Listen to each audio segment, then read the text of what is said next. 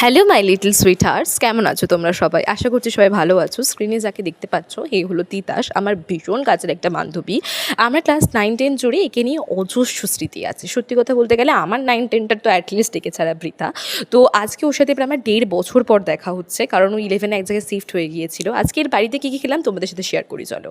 প্রথমেই যেতে দিয়ে দিয়েছিল 7 আপ, তারপরে ডিম ভাজা এবং আরও অনেক মিষ্টি ছিল, বাট আমি এই দুটোই নিয়েছিলাম কারণ আমি বেশি মিষ্টি খেতে ভালোবাসি না।